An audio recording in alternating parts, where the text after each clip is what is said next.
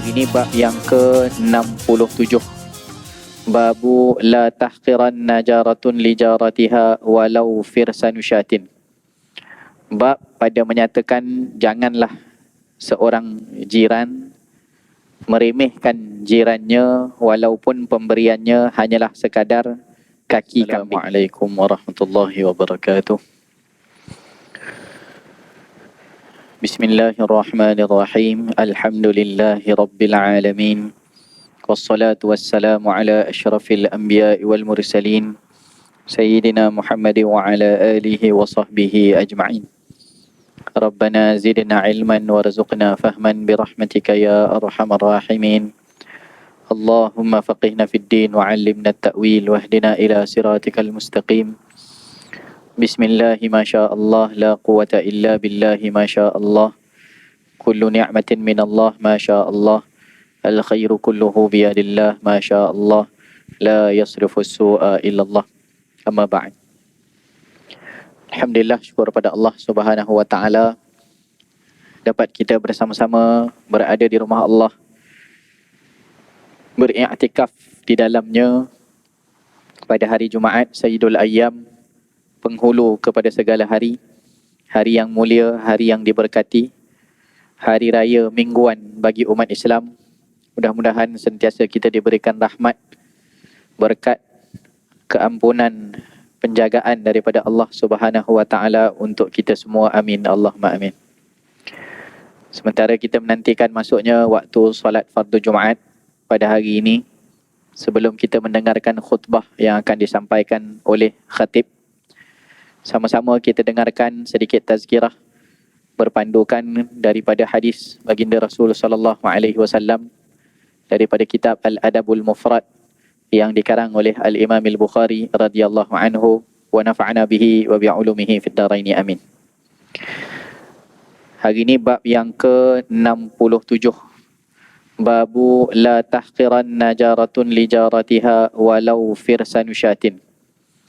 Bab pada menyatakan janganlah seorang jiran meremehkan jirannya walaupun pemberiannya hanyalah sekadar kaki kambing. Wa bihi ilaihi qala haddatsana Ismail ibn Abi Uwais qala haddatsani Malik an Zaid ibn Aslam an Amr ibn Mu'adh al-Ashhali an jaddatihi annaha qalat قال لي رسول الله صلى الله عليه وعلى آله وصحبه وسلم يا نساء المؤمنات لا تحقرن امرأة منكن لجارتها ولو كراع شاة محرق. Daripada Amr ibn Mu'adh al-Ashhali, daripada neneknya, bahawasanya neneknya telah berkata, telah bersabda baginda Rasul sallallahu alaihi wa ala alihi wa sahbihi wasallam, wahai wanita-wanita daripada kalangan mukminat, wahai kaum perempuan yang beriman, janganlah seseorang daripada kalian meremehkan jirannya walaupun pemberiannya hanyalah sekadar kaki kambing yang dibakar. Daripada hadis ini kita ambil daripada babnya bahawa pesan Nabi SAW khusus dalam hadis ini kepada kaum wanita. Nabi panggil ya nisa al-mu'minat, wahai kaum-kaum wanita yang beriman. Dan apa pesan Nabi kepada mereka? Jangan remehkan pemberian jiran walaupun yang jiran tu bagi hanyalah sekadar ataupun sesimpel kaki kambing yang dibakar. Biasanya orang kalau kambing orang cari daging, ya, dan daging tentu mahal lah. Ya, kaki kambing ni zaman dahulu murah sajalah. Ya, antara kalau kambing tu disembelih, yang orang cari, orang boleh buat jual balik dan orang boleh buat makan sedap, itu adalah bahagian dagingnya atau tulangnya. Ya, kaki ni biasanya yang paling murah lah atau paling simple. Jadi daripada hadis ini, kata para ulama, ada beberapa perkara yang kita boleh ambil. Antaranya yang pertama, jangan meremehkan pemberian. Tidak ada sesuatu yang dinamakan hadiah yang tidak bernilai. Kalau namanya hadiah, walau sesikit mana pun tetap dia ada nilai yang besar. Dalam agama kita, pemberian hadiah itu tetap adalah sesuatu yang besar. Terutama dalam hadis ini disebut khusus lijaratiha, pemberian kepada jiran. Jadi kata ulama, setiap apa kebaikan yang kita buat pada jiran juga bernilai besar, walaupun orang lain menganggapnya kecil, ataupun sebahagian orang menganggap perkara itu kecil. Mungkin kita sekadar bagi sebatang coki-coki je pada anak jiran kita mungkin, nilainya mungkin 10 sen, 20 sen saja. Kita anggap perkara tu, kalau nak bagi benda besar-besar lah, ini sebatang itu jadi baginya. Dia anggap kecil, dia anggap remeh. Sebenarnya tidak remeh. Tidak sesekali remeh pemberian itu. Dan hadis ini juga senada dengan hadis yang lebih umum daripada itu dalam Sahih Muslim. Disebutkan berkenaan dengan la tahqiranna minal ma'rufi syai'a. Janganlah kamu meremehkan sesuatu kebaikan. Itu lebih umum lah. Ada benda-benda baik jangan kita anggap remeh. Sehingga Nabi bagi contoh, walaupun kamu bertemu dengan saudaramu itu dengan wajhin taliq, dengan wajah yang tersenyum, tak bagi apa-apa pun, yang dia bagi tu hanya senyuman saja, rupa-rupanya itu pun senyum pada saudara dia pun ada nilai yang besar di sisi agama. Jadi jangan diremehkan apa pun jua bentuk kebaikan. Yang itu secara umum, yang ini lebih khusus kepada jiran. Dan lebih khusus lagi Nabi sebut secara khusus, iaitu kepada wanita-wanita. Nisa, ya nisa al-mu'minat. Kenapa? Kerana yang pertama, wanita ni memang suka buat baik. Yang kedua adalah wanita ini suka memberi kebaikan. Dia buat baik satu benda dah, dia sukakan kebaikan, cuma ada sedikit kekurangan, iaitu sebahagian besar daripada wanita-wanita ini adalah mereka suka memilih-milih kebaikan. Dia memilih-milih kebaikan. Kalau dia nak bagi, dia tunggu bagi yang besar, baru dia rasa itu adalah satu pemberian. Kalau kecil, dia tak rasa itu pemberian. Jadi ada satu konsep yang salah yang nak diperbetulkan oleh baginda Rasul sallallahu alaihi wasallam. Nabi bagi tahu khusus kepada wanita-wanita. Kamu jangan remehkan pemberian jiranmu, walaupun sekadar hanya dibagi tu kaki kambing yang dibakar saja. Maknanya yang paling murah lah dibagi tu, dapat apa namanya, tulang saja. Kalau kita tulang sini mahal lah, kan. Kaki kambing tu, kawarik tu ada lemak saja, bukan ada isi pun sangat, di kaki tu lemak saja. Jadi orang perempuan dia tunggu nak bagi yang mahal-mahal. Kalau tak mahal, dia kata baik tak payah bagi. Jadi konsep tu yang salah. Konsep tu yang salah. Maka kata para ulama, adab kepada yang memberi, kepada yang nak bagi, jangan dia kata aku ni sikit sangatlah nak bagi, dia meremehkan yang dia bagi. Kepada yang nak bagi, jangan sesekali dia remehkan perkara yang dia nak bagi. Sikit sangatlah rasanya, tak payah bagilah. Ataupun isi tak ada lah, kuah saja yang ada ni. Kuah kari je tinggal, isi dah habis dah. Kan, jadi kuah ni nak bagi ke, nak buang ke, nak bagi. Padahal kalau dibagi, masih lagi boleh dimanfaatkan jiran buat cicah roti. Contoh. Dan itu pun pernah berlaku lah, secara personally, kepada diri saya. Bila kita buat keputusan macam tu kan, ada kenduri, orang bagi lebih banyak, jadi isinya dah dimakan, ada tinggal sikit-sikit, tapi kuah banyak. Kari tu, kari kambing memang sedap lah. Kambingnya memang diambil dulu lah, mana orang memang carilah makan. Tapi kuahnya banyak lagi, jadi kita kata nak buang ke, ataupun kita nak bagi ke jiran ke, macam mana. Tak apalah, kita buat keputusan, ingat balik hadis-hadis yang macam ni, kuah pun tak apalah, bagilah. Ada roti sikit, beli roti menggali sebungkus, bagi dengan kuah kari.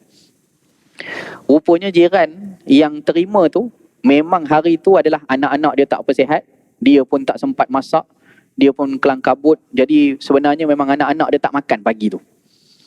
Jadi bila kita bagi tu, dia punya berterima kasih tu, Allah terima kasih sangatlah, sebenarnya anak saya tak sihat hari ni, tak sempat nak masak. Ini satu rahmat besar ni, dapat roti cicah kuah. Rahmat besar. Kita rasa benda tu kecil, rupa-rupanya itu satu benda besar yang telah membantu jiran kita. Dan dia ucapkan terima kasih tu, kita tengok macam besar sangat lah benda kita bagi, padahal kuah tak habis je. Kita belikan roti bengali ataupun roti gardenia sebuku, bagi sekali dengan kuah tadi, rupanya dianggap besar. Jadi jangan daripada awal kita yang nak bagi tu rasa benda yang kita nak bagi kecil. Kita tak tahu apa penerimaan orang kepada apa yang kita nak bagi. Dan begitu pula kata ulama, adab yang menerima suatu pemberian itu pula, jangan juga dia kata alamak ini aja ke yang dia bagi. Tadi yang bagi pun dia tak boleh rasa remeh, yang terima pun adabnya adalah dia tak boleh rasa remeh kan. Kedua-duanya jangan dianggap kecil. Kalau kita rasa yang diberi itu boleh memanfaatkan kita, maka manfaatkan. Kalau dia tak perlu ke apa ke, maknanya terima saja dan kita pun buatlah apa yang kita nak buat, nak simpan ke ataupun akhirnya nak buang ke. Tapi tidak di hadapan dia lah. Kan kita terima saja dahulu. Apa saja, cuma jangan dianggap kecil lah. Setiap yang diberikan oleh orang. Sama jugalah konsep itu diguna pakai, bukan saja kepada jiran, begitu juga kepada tetamu yang bertamu ataupun yang menyambut tetamu. Kedua-duanya sama, jangan kita meremehkan siapa pun, kedua-dua pihak lah yang datang. Kalau apa saja yang dihidang oleh tuan rumah, jangan dianggap kecil. Datang kawan tu tengok hidang biskut kering, cicah teo, biskut kering je dia bagi, buat tunjuk muka pula kan. Buat muka, hidanglah spaghetti ke, daging stick wagyu ke, dia nak tunggu macam itu jenuh lah. Kita contohi baginda Rasul sallallahu alaihi wasallam. Bila mana Nabi datang ke rumah Ummu Hani radhiyallahu anha, Nabi tanya ada makan ke? Makanan apa? Malulah dia nak hidang benda remeh-remeh pada Rasulullah, tapi nak hidang benda besar-besar tak ada. Jadi minta maaf Rasulullah, dekat rumah hanya ada cuka saja. Ada cuka je Rasulullah dekat rumah. Maknanya yalah, bukan orang senang sangat nak hidang benda besar-besar, tapi malu juga sebab yang datang ni orang besar, Rasulullah sallallahu alaihi wasallam. Jadi rasa rendah diri dia, tak dapat nak bagi hidang yang makanan sedap-sedap untuk Nabi. Nabi terus puji, Nabi kata bawa keluar. Tidak miskin rumah yang ada cuka, kata Nabi sallallahu alaihi wasallam. Rumah ada cuka bukan rumah orang miskin, ada daripada tak ada langsung. Ini Nabi puji lagi, ni'mal idam al-khal. Kan sebaik-baik makanan itu, sebaik-baik lauk itu adalah cuka. Jadi Nabi menyenangkan hati tuan rumah tadi. Dia tak rasa satu benda kecil yang dia hidang tu ada cuka saja. Nabi kata rumah ada cuka tak miskin, bukan rumah orang miskin. Jadi itu yang boleh kita ambil daripada baginda Rasul sallallahu alaihi wasallam. Membesarkan nikmat walaupun dianggap kecil. Nikmat itu tidak ada yang kecil sebenarnya. Semua nikmat itu besar.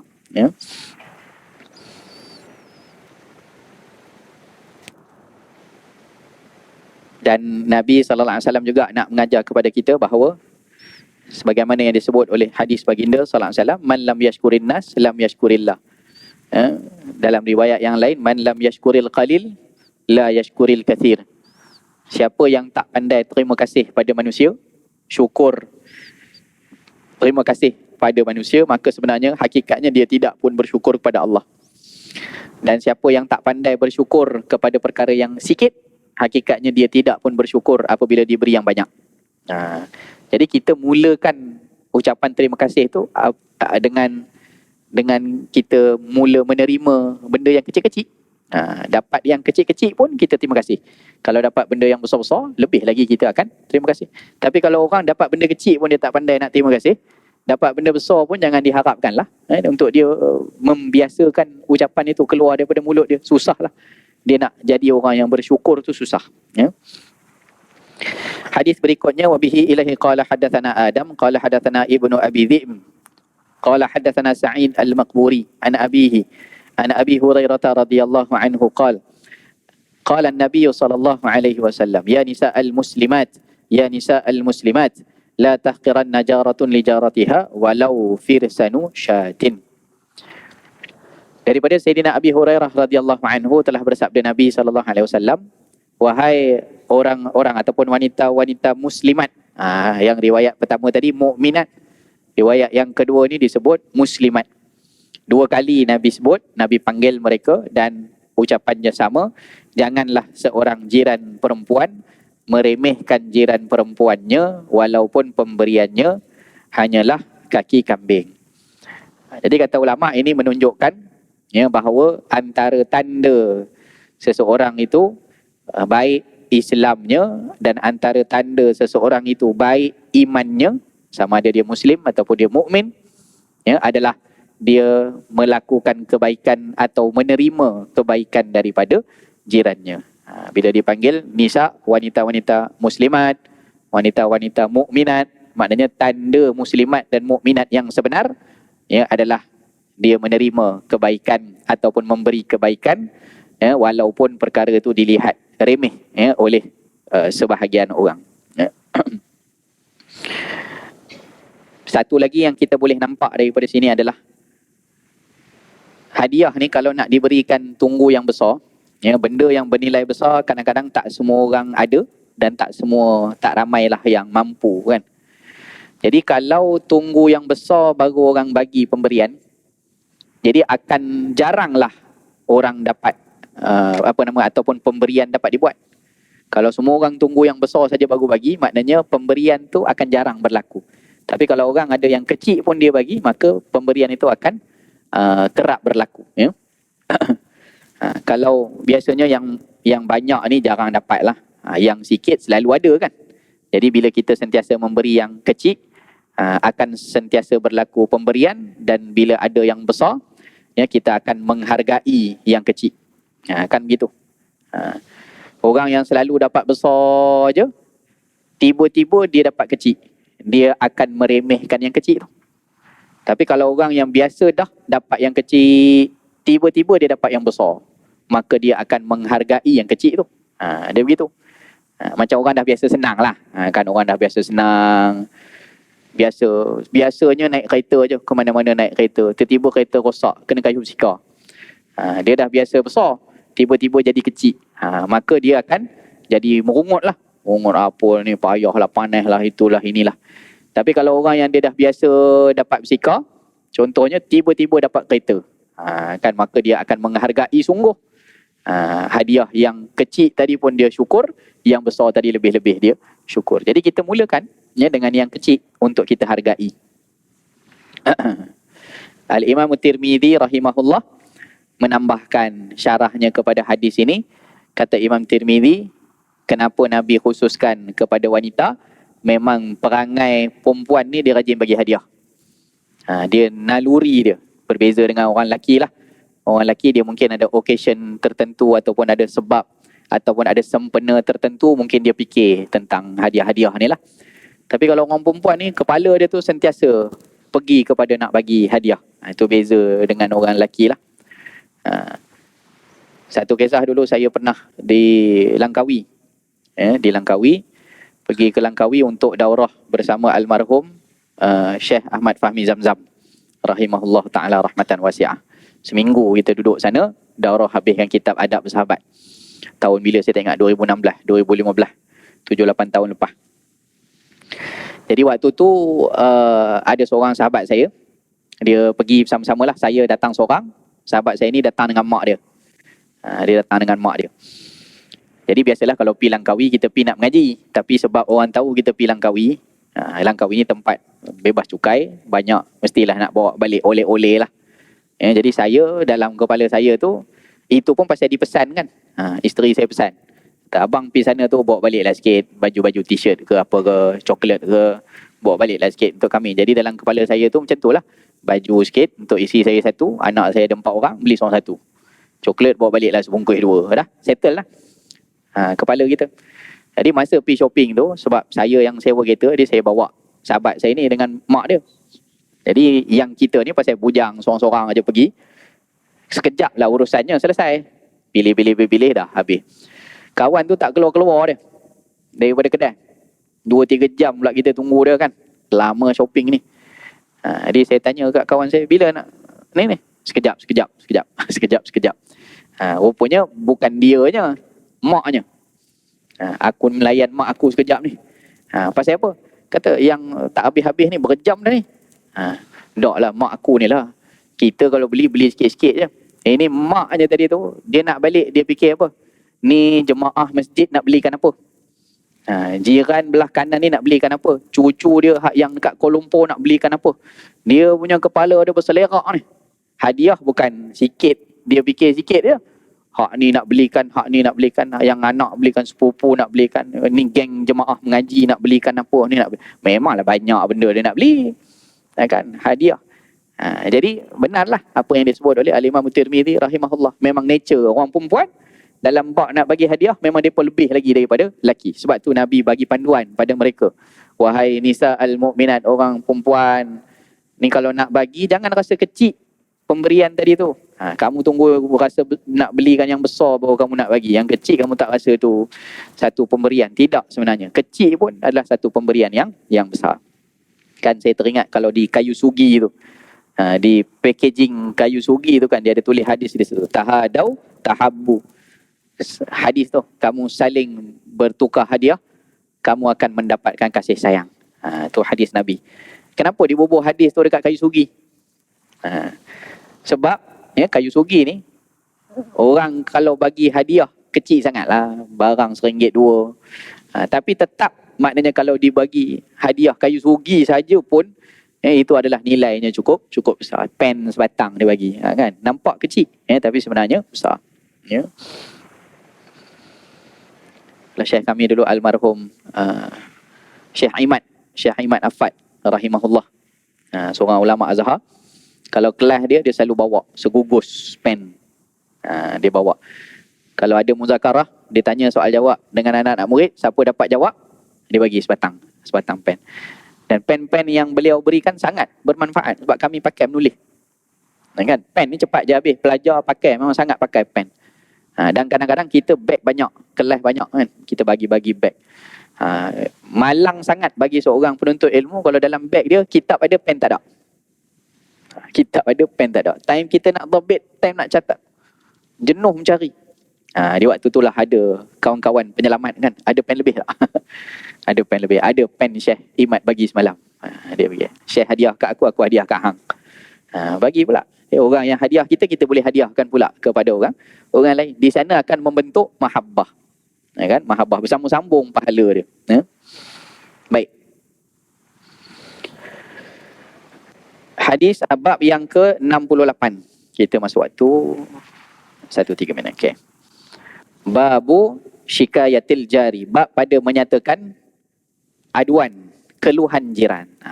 Ni cerita jiran komplain ni macam mana? وبه إليه قال حدثنا علي بن عبد الله قال حدثنا صفوان بن عيسى قال حدثنا محمد بن عجلان قال حدثنا أبي عن أبي هريرة رضي الله عنه قال رجل يا رسول الله إن لي جارا يؤذيني فقال انطلق فأخرج متاعك إلى الطريق فانطلق فأخرج متاعه فاجتمع الناس عليه فقالوا ما شأنك قال لي جار يؤذيني فذكرت للنبي صلى الله عليه وسلم فقال انطلق فأخرج متاعك إلى الطريق فجعلوا يقولون اللهم لعنه اللهم اخزه فبلغه فأتاه فقال ارجع إلى منزلك فوالله لا أؤذيك. Daripada Sayyidina Abi Hurairah radhiyallahu anhu berkata, telah berkata seorang lelaki kepada Rasulullah sallallahu alaihi wasallam, ya Rasulullah, aku ada seorang jiran yang selalu menggangguku. Jadi hukum di sini boleh dikeluarkan, boleh kita mengadu kepada pihak berautoriti untuk selesaikan masalah. Dan itu tidak jadi satu umpatan. Dia cerita pasal buruk jiran dia. Ada seorang jiran aku ni ya Rasulullah, jenuhlah nak menghadap. Selalu sangat sakitkan aku, ganggu aku. Jadi dia mengadu ke Nabi SAW.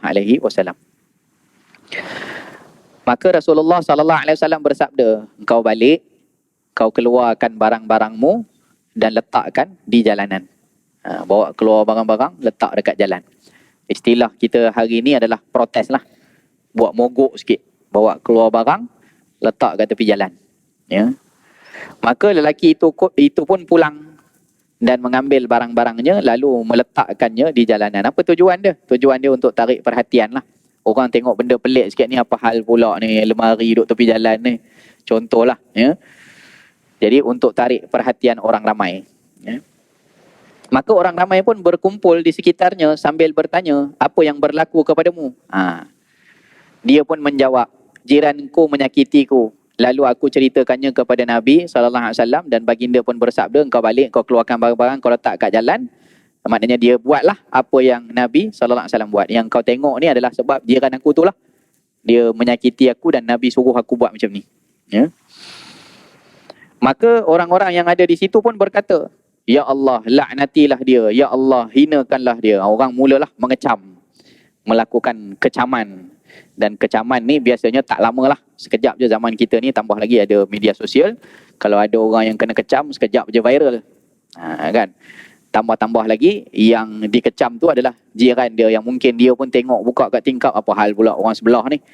Tengok dekat situ pula, kedengaran lah berita tu sampai balik ya, kepada telinga jiran dia yang menyakiti tadi, akan kecaman-kecaman orang. Ya Allah, laknat dia. Ya Allah, hinakan dia.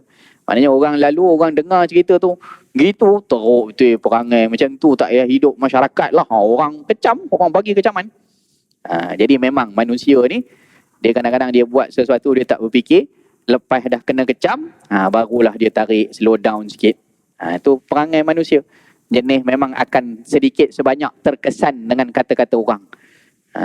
Kita ni hidup yang paling baik adalah kita hidup semata-mata kerana Allah dan tidak terkesan ya dengan kata-kata manusia. Tidak terkesan tu kalau kita ikut syariat, orang nak kata apa katalah. Tapi biasanya orang yang melanggar syariat Allah dan juga akhlak Nabi Muhammad SAW, mereka ni akan cepat koyak. Dia buat sesuatu benda dia tak fikir. Lepas tu bila orang kecam ya, kerana menyalahi kepada syariat ataupun menyalahi kepada akhlak nubuwah, maka dia akan cepat rasa tak kena. Cepat rasa tak kena. Lalu kejadian tersebut sampai kepadanya, mana sampai viral lah ya. Maka dia pun segera menemuinya dah kena kecam macam tu, tak boleh nak pergi ke mana-mana lah. Pergi ke pasar pun mungkin orang bisik-bisik belakang, itulah tu yang apa buat kat jiran tu, teruk sungguh perangai dia.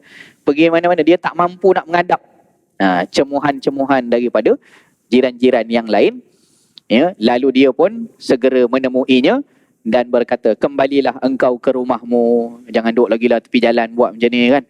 Kamu buat macam ni, nama aku makin teruk lah. Maknanya orang pun caci maki aku macam ni, cukup 40 orang mampus aku. Istilah kalau mudah macam itulah ya, dia dah tak lalu dah ya, nak menghadapi cercaan netizen. Jadi baliklah, kamu balik rumah, angkatlah masuk barang-barang ni, demi Allah aku tidak akan menyakitimu lagi. Jadi istilahnya dia malu sendiri ya, dia malu sendiri atas apa perbuatan yang dia lakukan ya. Jadi boleh ke kita ambil terus ni? Orang jiran sakit ni kita pun buat terus demonstrasi depan rumah cara macam ni? Tidaklah, maksudnya kalau ikut sahabat ni pun dia ikut step dia. Dia mengadu dulu ke pihak autoriti yang sepatutnya diadukan, maka diberikan solusi oleh pihak autoriti, barulah dia jalankan autoriti tu. Kan dia bagi tahu pada Nabi, Nabi suruh buat macam tu, barulah dia buat. Kita kan ada undang-undang kan, di mana-mana pun ada apa-apa masalah, ada saluran dia, maka kita adukan kepada saluran dia. Kalau dah tak capai kata sepakat tu, barulah sampai naik ke mahkamah apa. Biasalah kes-kes kejiranan pun kadang-kadang boleh sampai, kadang-kadang bergaduh sikit saja jiran-jiran pun boleh jadi sampai naik ke mahkamah. Jadi ikut saluran dia yang betul. Kalau ada ketua taman, minta ketua taman settle dulu. Ketua taman tak boleh settle, cari orang-orang yang YB setempat ke apa ke, contoh dulu. Ikut saluran dia ya, kemudian barulah ya pergi kepada saluran yang betul. Wallahu a'lam wa sallallahu ala sayyidina Muhammad wa ala alihi wa sahbihi wa baraka wa sallam. Assalamualaikum warahmatullahi wabarakatuh.